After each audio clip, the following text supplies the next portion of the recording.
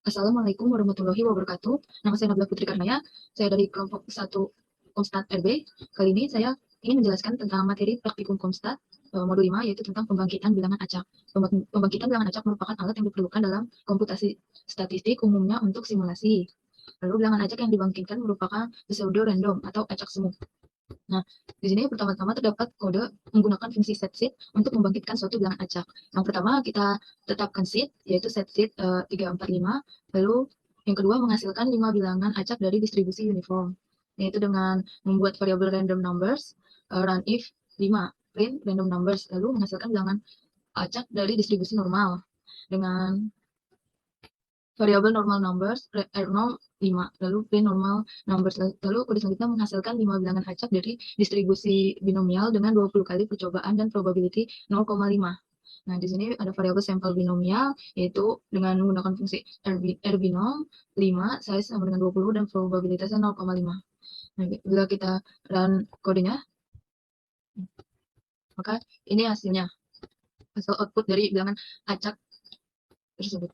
Lalu ada kode kedua di sini tentang misalkan pada suatu daerah yang memiliki wabah penyakit flu monyet mempunyai peluang untuk tertular sebesar 0,3.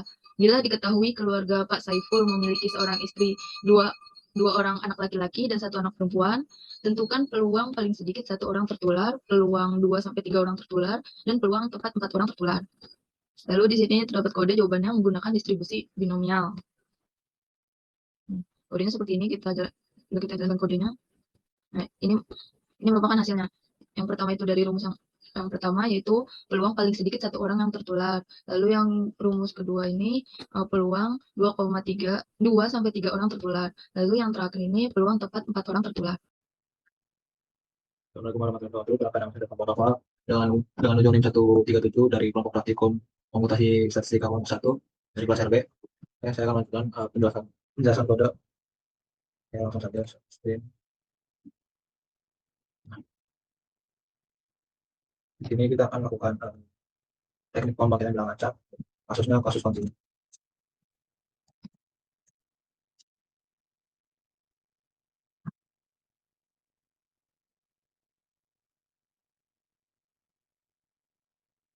Setelah itu kita masukkan ini di atas yang U ini kita buat pembangkitan acak dari variabel acak uniform.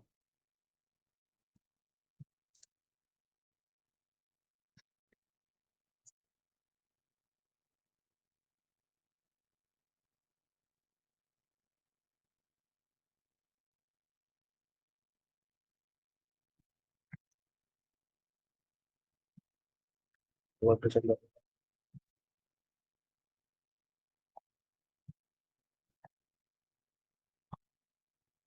Kita buat filenya terus slide-nya kita tambahkan yang nilai kolomnya ya,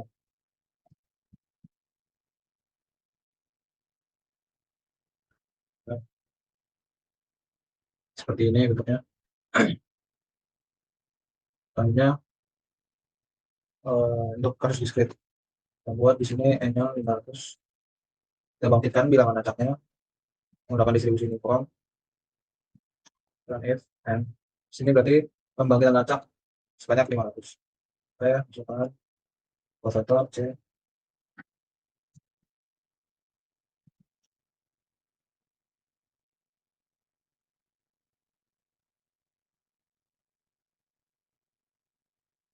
Lalu kita nilai diskrit, kita buat nilai diskritnya false.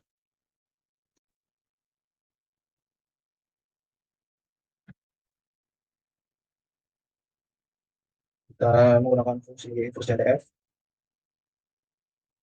as point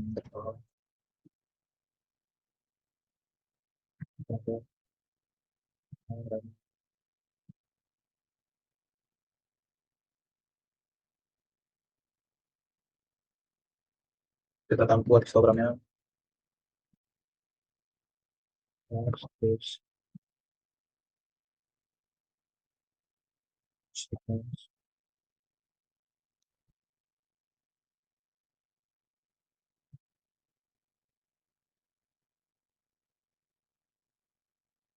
program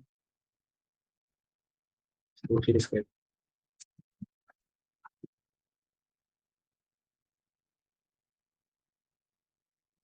Oke,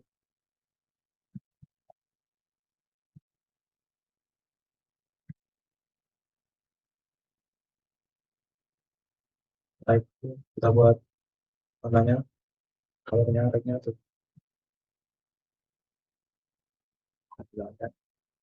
Misalkan distribusi diskripsinya untuk histogram dengan rentang nilai dari 0,5 sampai 3,5. Frekuensi dari 0,5 1,5 itu 100, dari 1,5 sampai 2,5 melebihi 200, lebih besar dari 200, dan 2,5 sampai 3,5 itu di antara frekuensi yang 150 sampai 200. Oke, mungkin itu saja penjelasan dari saya, kurang lebih mohon maaf semoga kemampuan video.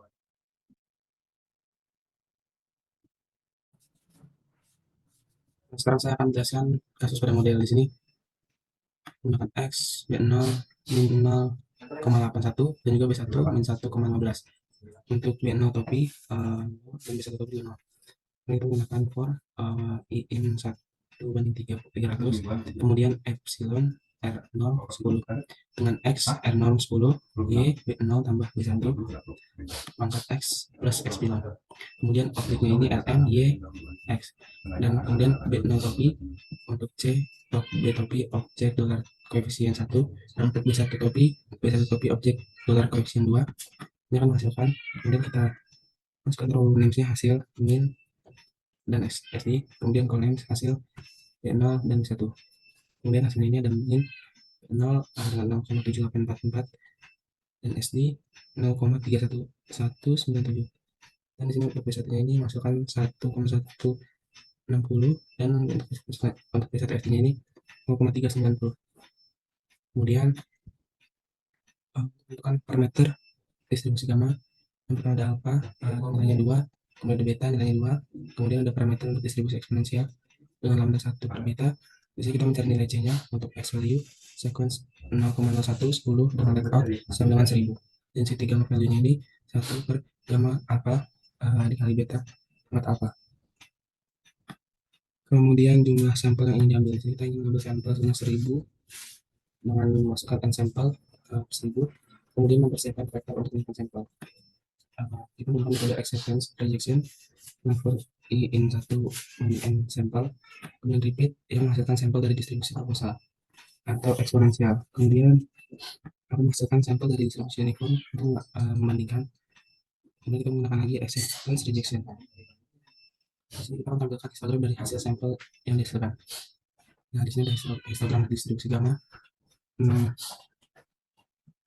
Ini simulasinya di density-nya ini ada 0,0, 0,05, 0,1, 0,1,5, 0,20.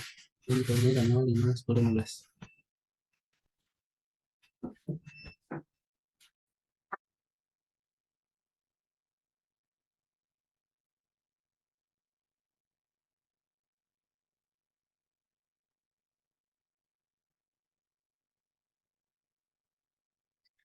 Assalamualaikum warahmatullahi wabarakatuh. Di sini memperkenalkan diri, nama aku Salwa Farhanatu Saida, dan akhir 55. Di sini aku bakal lanjutin kode praktikum Komsta dari temanku. Di sini selanjutnya itu kita masih menggunakan metode acceptance rejection. Di sini selanjutnya kita itu mempersiapkan vektor untuk menyimpan sampel. Di sini sampelnya yang kita gunakan itu berbentuk numerik. Lalu di sini kita menggunakan proses atau metode acceptance rejection. Lalu kita menghasilkan sampel dari distribusi proposal, itu eksponensial. Di sini X-nya itu proposal, dan X-nya itu 1, rate-nya itu lambda. Terus ini kita menghitung densitas dari distribusi gamma secara manual. Density gamma ini, gamma itu alpha, beta-nya itu alpha juga. Terus di sini kita menghasilkan sampel dari distribusi uniform untuk membandingkan di sini R unifnya itu 1, 0, dan C. Nah, di sini itu C-nya itu cuma sebagai batas atas saja. Lalu di sini kita menggunakan acceptance rejection lagi. Dan terakhir kita ingin menampilkan histogram dari hasil sampel yang dihasilkan. Prediksi 30, mainnya itu histogram dari distribusi gamma simulasi ya. Kita run. Nah, ini outputnya di sini. sumbu X-nya itu yaitu value dan sumbu Y-nya itu density. Sini yang paling atas itu mencapai puncak 0,20. Lalu selanjutnya ini kita menggunakan selanjutnya di sini kita menggunakan metode direction transformation, di mana direction transformation ini adalah teknik untuk menghasilkan sampel dari distribusi probabilitas tertentu dengan menggunakan transformasi langsung dari distribusi yang lebih sederhana atau lebih mudah dikelola. Jadi di sini pertama kita parameterkan dulu distribusi eksponensialnya, lambda 1 parameternya laju atau rate, lalu sini jumlah sampel yang diinginkan. Di sini n-nya atau sampelnya kita ingin jumlahnya itu 1000.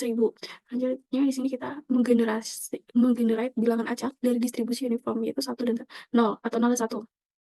Selanjutnya di sini kita transformasi langsung ke distribusi eksponensial. Lalu habis itu kita tampilkan histogram dari sampel yang dihasilkan. Sini BQ30 mainnya itu juga sama. Histogram dari distribusi eksponensialnya itu, lalu X-type-nya itu nilai dan show atau warnanya yang kita inginkan yaitu warna light blue atau abu muda.